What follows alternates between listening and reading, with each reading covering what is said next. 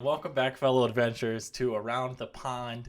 This is the kind of chaos that you can expect on this show. This is a chill time to have some long form content with the amazing frogs. And today, the frog that I have on talking about the happenings of Frog God games. Yeah, no, not happenings, happenings. Yeah, I came up with that one myself.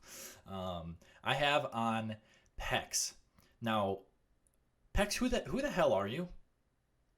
Are you a person? Do you exist? I don't know. I've been called a robot many times. I do exist as far as I'm concerned, though. But the general public, they're still trying to make up their mind. Yeah, that seems about right. So, you basically, and I'm gonna let you give a more fitting description for yourself because I don't really like to speak for people that much.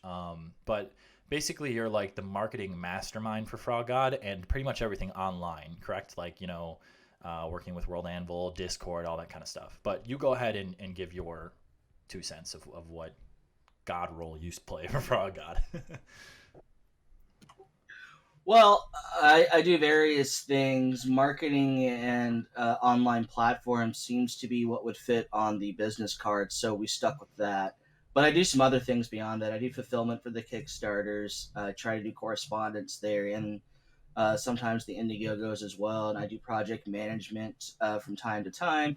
And I manage the website, which is always a wonderful joy to tinker with. Sarcasm insert here. Uh, manage the drive-through store, and I do a bit of customer service, and everything else been said too. So you're doing it all basically. Like you're absolutely killing it. Yeah. I've given up on sleep. Is what I've done.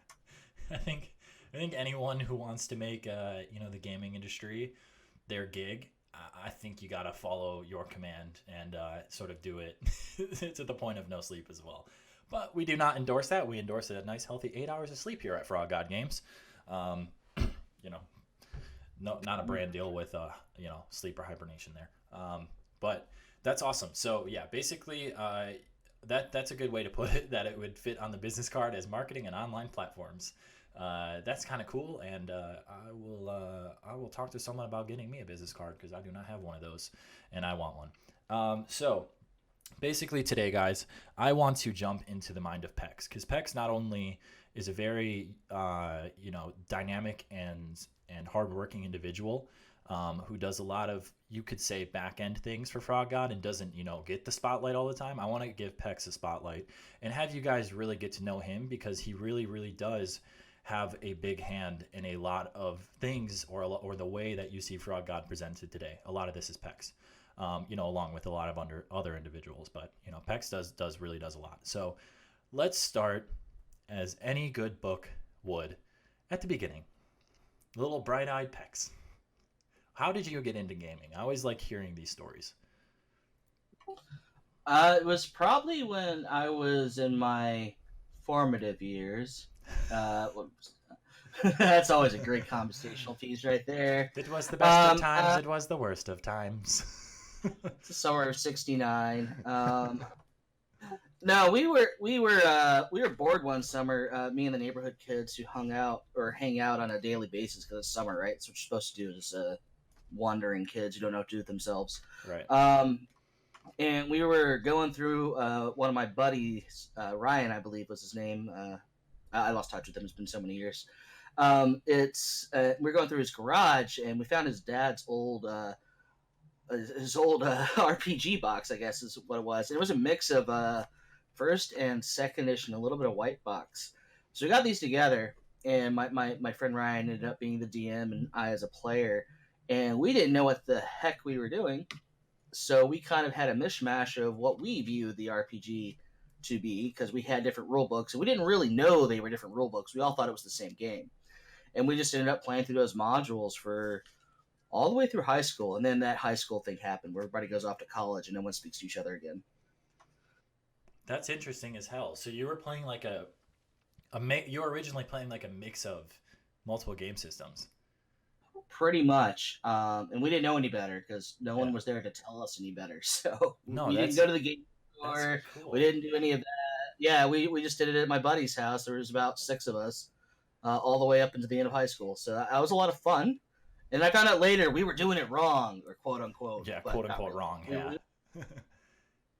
That's really interesting because I know a lot of people are like they have a pretty definitive game system that they're really attached to because that's where they started.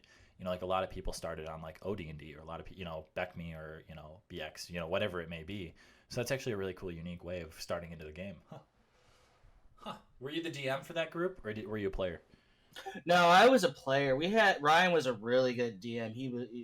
Also because he was a quote unquote theater major in middle school. There you go. So he did a lot of funny voices and stuff like that. Gave us all a good chuckle. Um, Christopher Walken as a and Nicolas Cage, and I think he did a little bit of God, what was the other Al Pacino, and all these kind of like weird boss mob voices. It was just fantastic. There were really bad impressions on top of it, so it made it twice as funny. Yeah, that's really cool. Because I noticed at the last couple of conventions I've seen you running games, so I didn't know if you were like sort of like a lifetime DM, or you sort of came into it a little bit later on, in your gaming career. Are you able to do those voices now? Like, can you pull off an Al Pacino?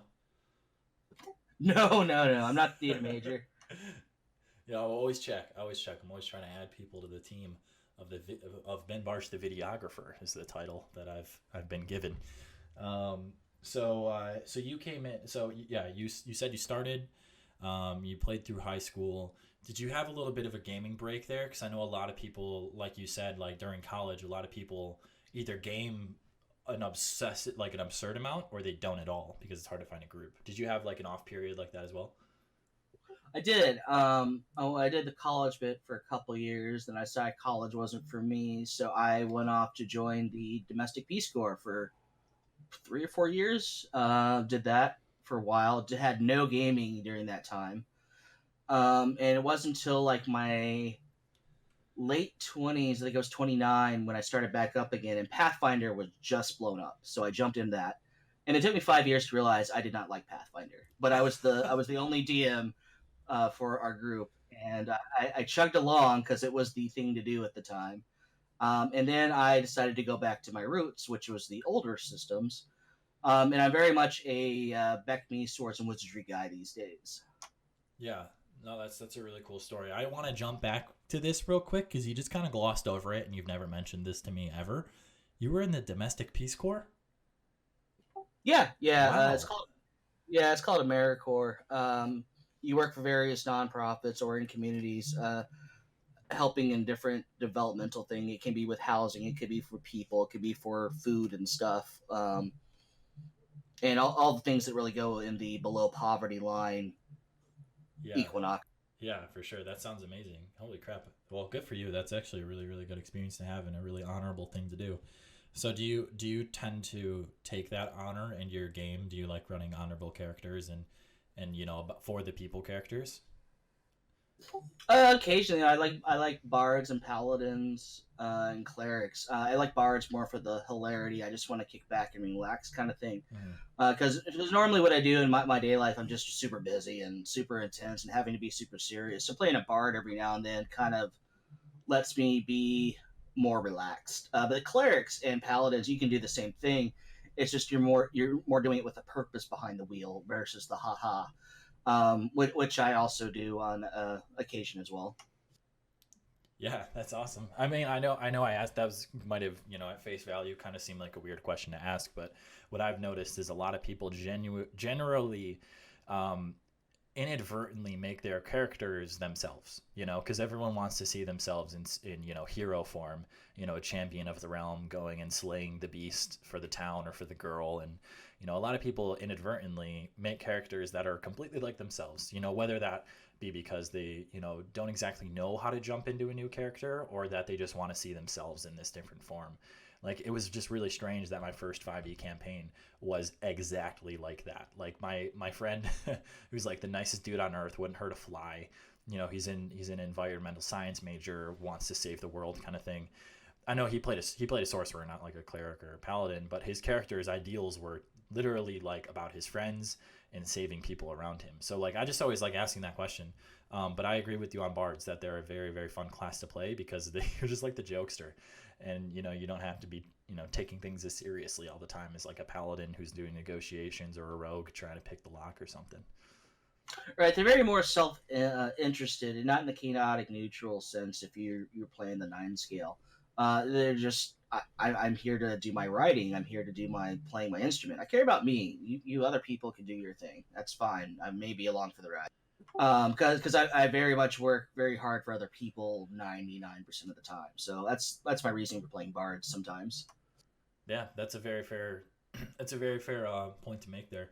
Um, so when you play now, Pathfinder is Pathfinder. I won't say anything about it. I've only played it a couple times. I don't have like the master blueprint on Pathfinder, but it seems like your Pathfinder days are a little bit behind you. I don't want to speak for you, but I know you do play a lot of Swords and Wizardry. Is that kind of like your main system now? Yeah, between that and Beckme, I bounce back and forth between them because they're so similar. Right. It's just at the moment Beckme has a little bit more class variety because sometimes when I drop down the Swords and Wizardry book, well, there's not a class or race for me, or race has class for me. And like, well, I have this other system that's pretty much like it. It just has like 130 classes to it. You want to play that instead? Sure, that sounds great, fantastic. Okay, we'll play Beckme. Yeah. Other times for Swords and Wizards, just fine. It's just like this is all I need. I'm like, it is all you need. Let's go play. Yeah, for sure. And I think with Beckme, like I was actually I've been able to play that with Menser a couple times, and that was a hell of an experience at conventions. Just seeing the mastermind at his own work, is really cool. And we are lucky to do that with Matt as well with Swords and Wizardry. Seeing the person who created this amazing game be the ones actually running it at the table, and they're very similar as well because I know I just read Frank's stuff and I've talked to him firsthand, and he loved the idea of Beckme because he wanted to slim things down and make it more about imagination and creativity than having like strict guidelines of rules and all that kind of stuff. So that's what I look for in Beckme as well when I play it, or look for old school games.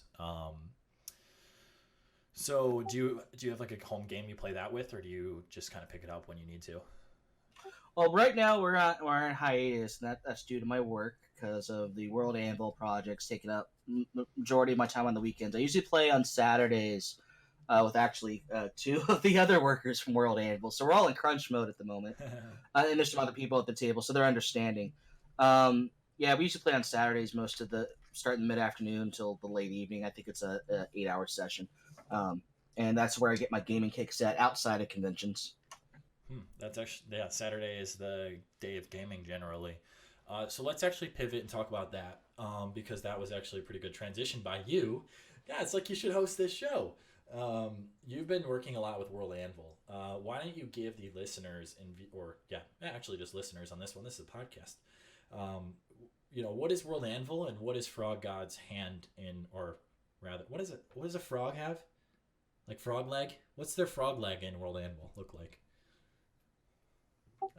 I want him a new mascot now. No, I'm kidding. That was a terrible analogy, I know. Let's just forget it. So let's start. What is World Anvil? World Anvil is a tool for gamers, world builders, and storytellers to organize and interlink and present information for a campaign setting or book. So, how I really explain it is that was kind of a quick and dirty. It's like 8 online campaign management tools in one. It's part wiki, it's part map tool, it's part this, that, and the other. And then we combine them all together, you're left with this thing that is World Anvil.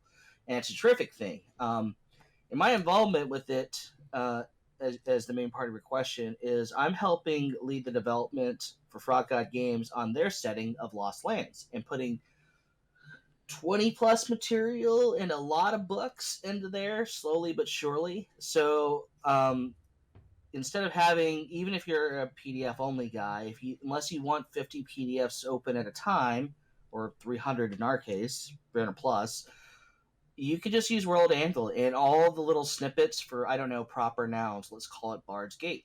So everything about Bard's Gate will pull up once you click on it, from book from 2006 or a book from 2016. So you have all the relevant information that you could ever want. Beyond that, you can use it for adventures. We're actually putting adventures in there, and there's going to be where a rollable field would be. You can literally click on the button where it gives you a range, like for hit points, if you roll for hit points, or if you roll for a damage type, like your magic missiles or your acid splashes, whatever. It'll do the inline rolling in the tool itself. And there is a map that we're putting in there that will showcase where all the adventures are located. So, hey, here's a picture of an adventure. I like the cover. Where is this location adventure located at? Oh, it's here. Oh, and right next to it's this, that, and the other. So you can, as a GM, then map out, well, I want to play in this one area only because it looks really cool and I like all the adventures here. Let me see if I have everything. Oh, no, I missed one. Thanks, World Anvil. So it's like the ultimate utility for gaming, basically, or I what would say so, tabletop. yeah. Yeah. I think it's the most robust tool out there at the moment, unless you build it yourself in your Steve Jobs garage. But you haven't published it yet, so I haven't seen it, so doesn't count. Yeah, no, that yeah, I have been able to explore a little bit with Roll Anvil, thanks to you, and how it relates to Frog God. Just to sum that up again, is the Lost Lands is being ported into World Anvil, so you'll basically have the entire Lost Lands and its contents and its nooks and crannies and its dungeons and its cities and its mountains all there for you, and it's just a mega resource for you if you want to run a campaign of the Lost Lands, sort of like a sandbox style kind of thing where your players are like, oh, let's journey to this city. Then you have that city's information basically at the palm of your hands. Is that correct? Right, exactly. And I was actually on another podcast last week where they asked me about canon playing games. Like I have a hard time doing those, running those. And there's in reference to Dragonlance for the question there, and it was, well, I just don't have all the Dragonlance books memorized. I don't. So when a player asks me a very legitimate question, what's the average rainfall in the spring in this location? Like, I have no idea. I can make it up. But you want exactness since we're playing a canon game. So hold on a moment while I dig out some book or a pile of books to try to find your answer. This tool, you could just click a couple buttons and you have your answer within a minute or two. Yeah, that's very, very helpful, for any tabletop game. And, even if you don't want to run a canon game specifically, or you just sort of like want a blueprint, obviously we'll push the Lost Lands as a primary example of that. But all this content that you can drop into your game whenever you want is just there for you, ready whenever you want. So like you said, if a GM picks out a region that they really enjoy, you just run that region or just grab that region and drop it into your own world and your own game system and your own home game. So World Anvil is a very, very useful bit for tabletop gaming, and like you said, especially canon games. If you're into canon games, that this is like, I don't even know, like canon heaven for gamers, basically. Pretty much. I mean, you need an organizer tool of some sort, and this is a great one to go for. Yeah, for sure. That's not out to the general public though, is it yet? Right, or is it still being worked on? It'll be out this month, hopefully, maybe even this week. Ooh, Maybe we'll ooh. we'll see. Um, we're very close to launching. We were supposed to launch a couple weeks ago, but we found a few hiccups that we wanted to correct and make sure our launch was as smooth as possible. Because no one likes crappy launches because they hate you for it. Remember it forever and ever and ever, and they don't forgive. That is true. That is very true. A lot of game companies have made that mistake. Blizzard. Sorry, did I say that out loud? We're moving on. And this is a good time to plug our social medias. Go ahead and follow us, or like and follow us on Facebook and Twitter, because we announce all of this kind of information immediately as it comes up. Pexx, especially, I think you can speak to that as the marketing guy. But if you want to keep up to date with anything that we do Lost Lands, I'm sure that's going to be posted to Facebook, right? I don't think that's a bold assumption to make. No, you can definitely find us on Facebook. If you want pretty pictures, you can find us on Instagram. If you want to join the 142 short form explanation, you could find us on Twitter. And for those of you who are wanting to try some live chats or join kind of a forum-esque community, Discord is the place to be. And you can talk with me live, one-on-one here in Discord. Come join Discord. Yeah, and we are pretty available on Discord. Like I don't want to speak for Pexx or any of the other admins here on Discord. But I think that was a good conversation about World Anvil, and we can kind of pivot that into Discord now. So to summarize, yeah, World Anvil's coming out soon. The Lost Land version of World Anvil. So basically, the Lost Lands will be at your fingertips pretty soon here. But like I said, we'll announce that on Facebook when that comes out. The Discord channel, which is very much new, this is basically the best place to interact with anything and anyone Frog God. I'm on my computer a lot, so if I ever get pinged by someone that says like, "Hey, can I have some questions? I want to talk to you," I just hop in one of the channels and have a conversation with someone. You can do that with your fellow gamers and all that kind of stuff. But Pexx, you were you like the push behind the Discord, the creation of the Discord? I was indeed. Yeah, that's what I thought. So, yeah, just for someone who might not be, really know what Discord is, why don't you just give us some, background on Discord and how it relates and how we have our Frog God Games channel here? Right. So Discord is a tool. It's two tools in one. It's if you were to put AIM from long ago, and for those of you who don't know what AIM is, it's a text-based communication channel for a group or an individual. Same thing here, and then it's a mishmash of Skype and or Ventrilo, because it does offer video and it does offer voice. So it has all three capabilities. You are not required to do a video chat. You're not required to do a voice chat. You can simply be a text-based user if you really, really wanted to. That is your choice to make. But if you want to do voice and you want to do video, it has that capability too. And then I would also mash some forum capabilities in there because you could search for conversational keywords or persons. We have our stickies, or what used to be called stickies, this little thumbtack icon. We call them pins here in Discord, so it's just a name change is all that is. And each channel has a different allotment of stickies and stuff. But for frog purposes, we've kind of divided it up between our live shows, people that'll be using World Anvil, and then our frog game products themselves and or utilities like maps or fantasy art and this, that, and the other. Um, so there's pretty much, if you're into Frog God game RPGs, there's a channel for you, whether you realize it or not. We've also have some system breakups. So if you're a S&W guy or 5e guy or Pathfinder guy through and through, you can mosey on down to you and talk about mechanics if you wanted to. If you wanted to give some DM advice to another DM or ask for DM advice from another DM about how to run, I don't know, Rapping a Thuk or Stoneheart Valley, you can very much do that. Yeah, so basically it just mixes like all the original, communication plans and softwares all sort of together. Like I think that was a good way for you to bring it up, like sort of how it's like Skype, Ventrilo, and forums, because each one of those does a very specific purpose. Like Skype is created for video chats. You can just do audio or message people, but in all reality, Skype is meant for video chats. Ventrilo was used by me when I was like 12 years old, raiding in World of Warcraft, and it was like voice only. So you had to hop in there and I had my squeaky little voice as we were killing the Lich King, and I was terrified to speak. And then forums are obviously forums, but Discord sort of just throws that all together. It's sort of just like the mega platform.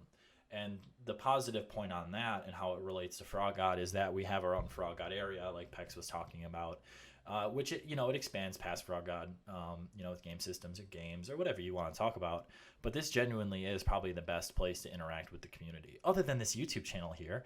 And if you want to subscribe for more content, we would very much enjoy that.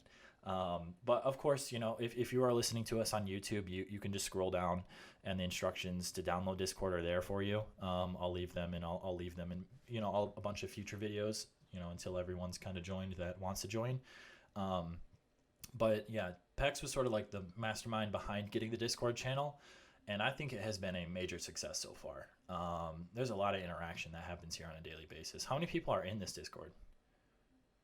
Let me check because it grows daily. We are at. It does grow daily. I keep seeing new people in here all the time. 846 individuals. Whoa, it's that many? I'm actually like shocked. This isn't even like fake shock or anything. It's 800? Over 800? Oh my god. Yeah. We'll probably be at 1,000 in a week, maybe two. That's very impressive. So yeah, this is a great place to come chat. Like I said, I'm online most of the time. Unless I'm at class, I'm on my computer. So if you want to ping us and just talk, or message us or talk to us, yeah, we're here for it. So that was another Pexx creation. Um, the major Pexx creation that I work around a lot though is the marketing. Sort of like your social media presence. How have you sort of altered the social media presence since you've came on board to Frog God? Or if you have altered it, or what kind of changes like did you make when you came in, if you needed to make any? Oh, there were changes.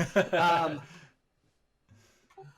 Basically, our social media, and I'm not even going to blame anybody for it. It's just there's a lot of things to do at a major company like this, and social media was kind of like an afterthought. Versus like me, it's the first thought because you need a sales channel avenue, and it's not that Frog Guys was unsuccessful before I came along, or years before I came along. They've been successful for a while now, but for new growth, social media, in my opinion, is very vital. And if you don't grow it and water it like a plant in your apartment on a daily or weekly basis, your plant tends to wither and die. So with that in mind, I pretty much decide, okay, there's content I want to release, and then there's sales I want to release, and I'm going to try to blend the two so it's not always just buy in your face. So you've seen countless videos I've thrown up by either us or by others in there, and you've seen my sales and then my newsletter stuff to keep you guys kind of informed of the goings ons. And I've tried to blend it less towards sales, but lately it's been all about the S&W Kickstarter, I'll admit. Uh, and that's because we're just doing a heavy art push out. You'll continue to see some more art come out through our Facebook, Twitter, and Discord news updates, and through Ben's YouTube channel as well, and Instagram, because pretty pictures go to Instagram. Yes. Uh, and I probably in 9 months doubled.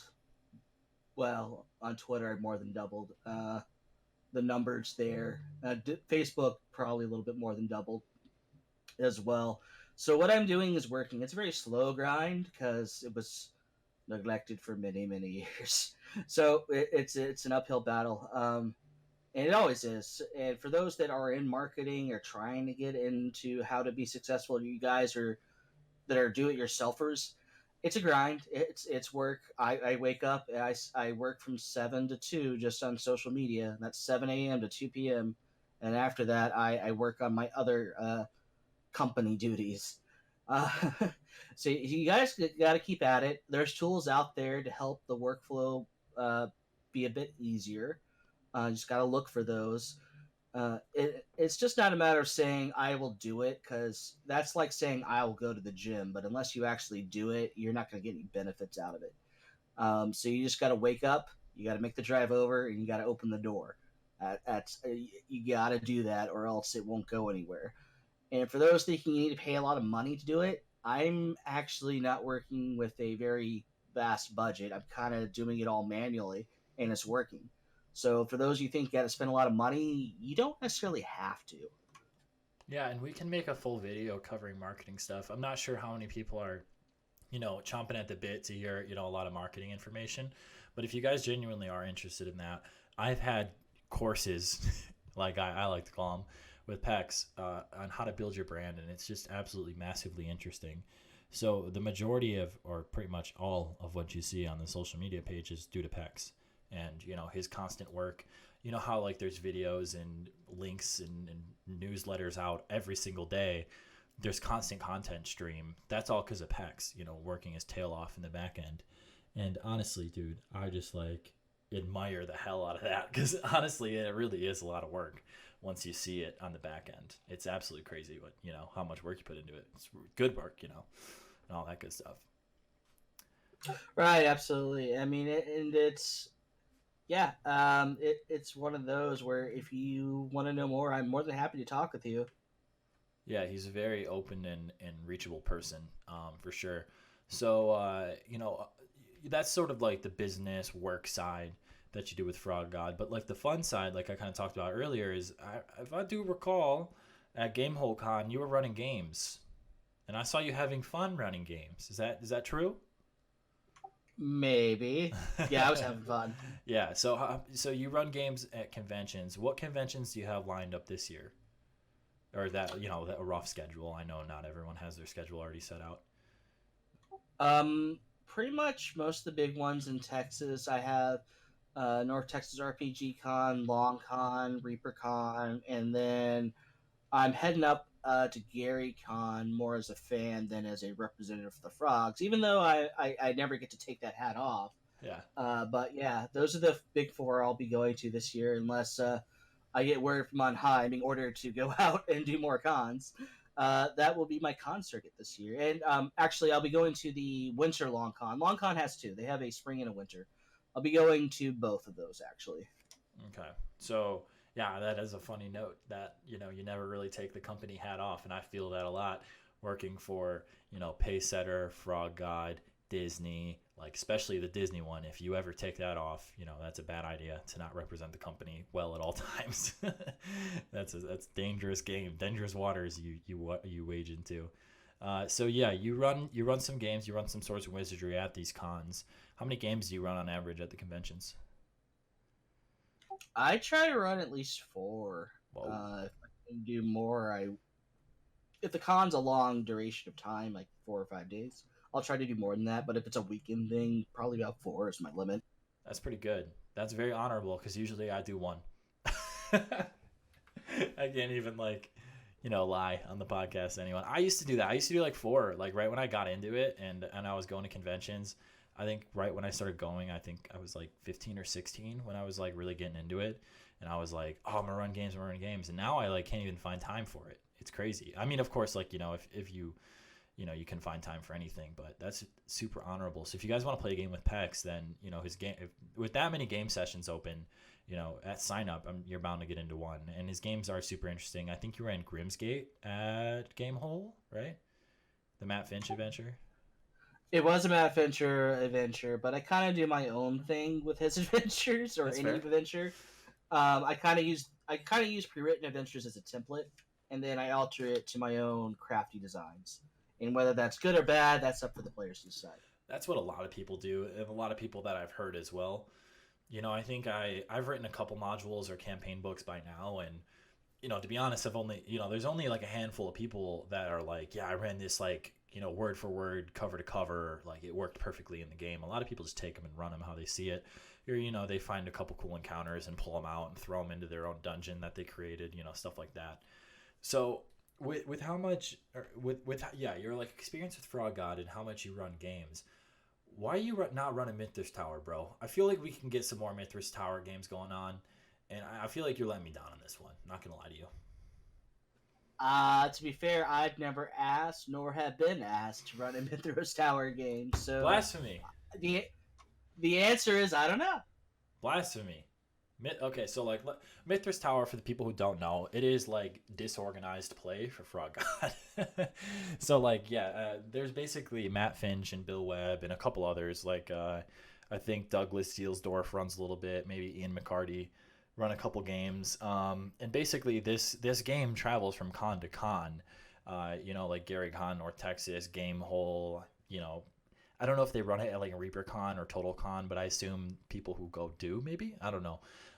But basically, like, you create your character in these games and you can take it from con to con. So it's sort of like organized play, but we call it disorganized play because it is very much more like a disorganized fun style to gaming. Plus, you get to keep your character through all the conventions. I think you should run it. I do sign the character sheets, and I always tell them if Bill or Matt will let you bring the character in, go for it. But they have to say yes. In my games, you bring the characters back whenever you want. I don't care because you've been in my game. So I kind of do I kind of do the same carryover, but the spotlight is definitely on Mithras Tower, and it's a great and fantastic thing. You should definitely go into it if you ever attend a FrogCon where that is offered, or not a FrogCon, a convention where frogs are at that offer these Mithras Tower con games. Freudian slip. FrogCon is happening, people. How cool would I that be? mean, it would be really cool, and I'm all for it. But I don't know when that'll happen That's if a it ever does. logistic. But I'm hopeful. Dude, cons are logistical nightmares, and I couldn't do it. I don't think. Like, it's so much work. Like the people that like Alex Kamer who does it, or Luke Gygax with Gary Con. Like it takes a lot of effort to put in a good convention. I That's something mean, out of my ballpark. it's pretty much asking Mike. You know how tired you are running one con a year? We don't think you're doing enough work. How about two? Right, literally, Come on, Mike. because Bad Lotto would probably be like this, the head guy on that because he has so much experience with NTX. Right, and he'd look at us like, I can't do it. I'm too old. I think if we tempted him enough with Maker's Mark and those giant pork sandwiches that him and Zach get on their road trips, I think we might be able to do something there.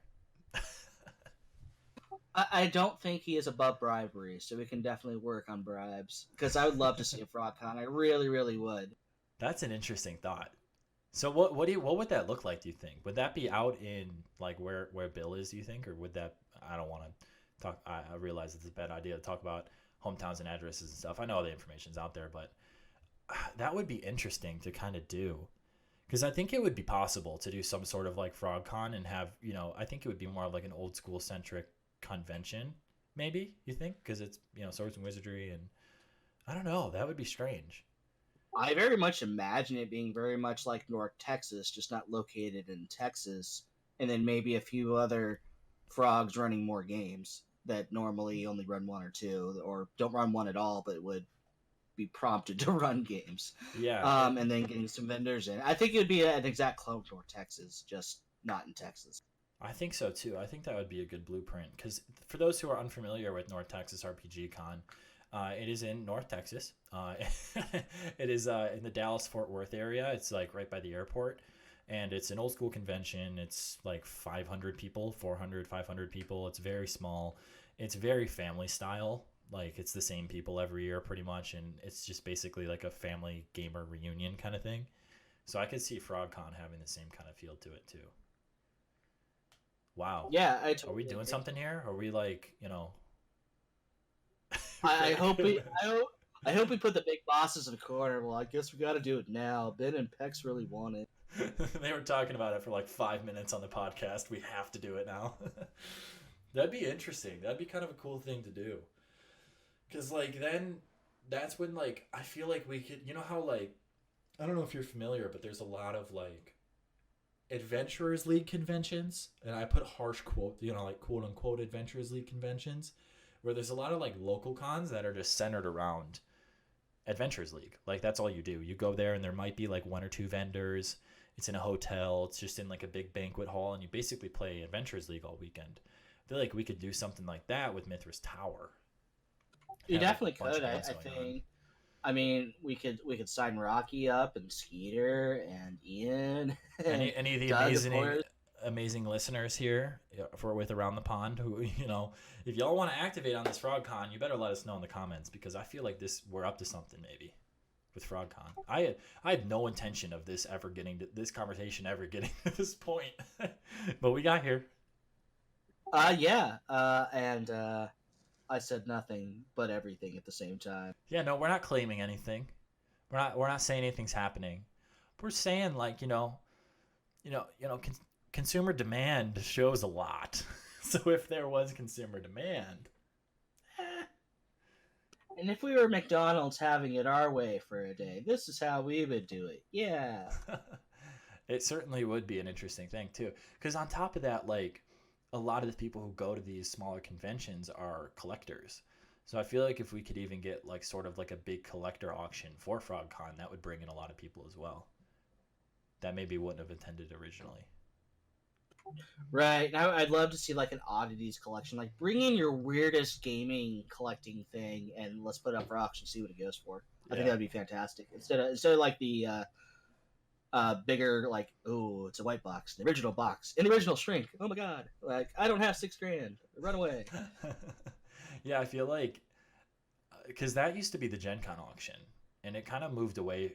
There's not as many big hitters in the Gen Con auction anymore, and I know a lot of collectors who used to adamantly go to that and look forward to it every year just don't even go anymore because it's kind of like fallen off a little bit. And honestly, what has turned into that is the game hole ACM, KM, however you want to pronounce it, auction that they do on Saturday nights there.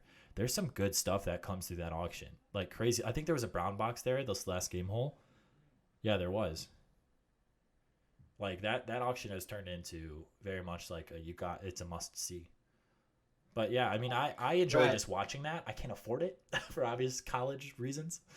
I'm there with you, and I make a paycheck. It's just like, wow, yeah. I wish I could. I really do, but I just can't. Sadness. Well, I think we've had a pretty good full circle conversation and reach into the life of Pexx. And threw some FrogCon on there, which we'll talk to Bill and Zach and Matt about getting that locked in. Because I feel like we're up to something. Maybe. No. Probably. we're just lack of a better term, shooting the shit. But hey, I mean, a good. There's a lot of people in the Frog God community, and I feel like there's a lot of people who would like sort of like a big collection of those. But if you guys do want to see us at conventions, we do go to multiple conventions. Your Gary Con, North Texas, Game Hole, Total Con. Are we doing ReaperCon this year? I am. Are you going? I am not. Go. I don't think so. I mean, unless I have time to go, I'll go. But yeah, we're at a lot of conventions. You guys for sure should reach out to us.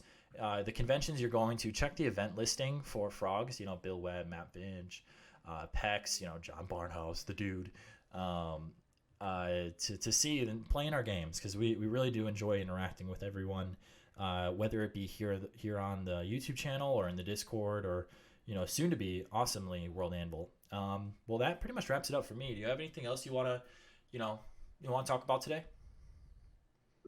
Sure. If you were unaware, and you must have been under a rock, we have a Kickstarter going on right now. It's the Swords and Wizardry box set.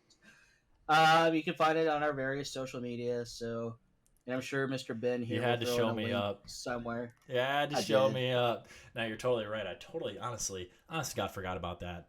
Podcast host Scatterbrain.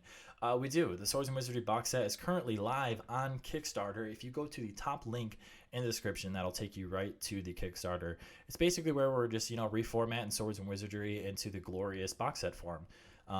Those are available still. The Kickstarter is still going to be live by the time you are listening. Hopefully, by the time you are listening to this podcast, so you should definitely go check that out.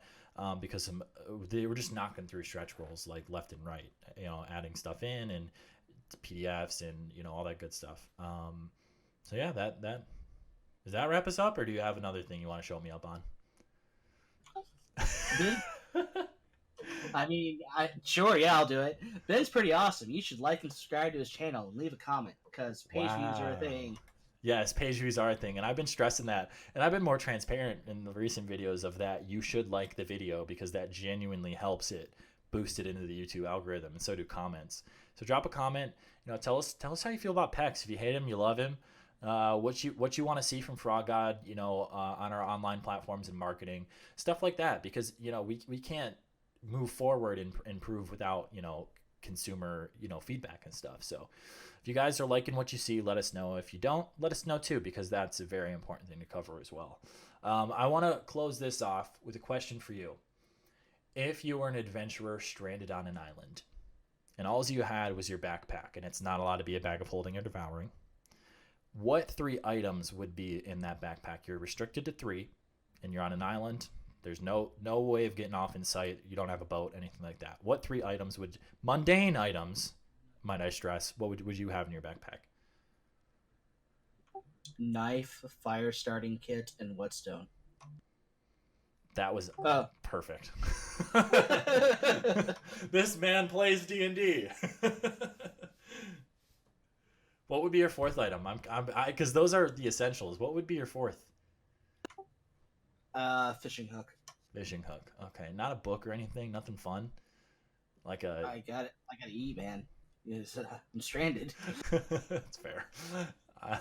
A copy of Lord of the Flies, please.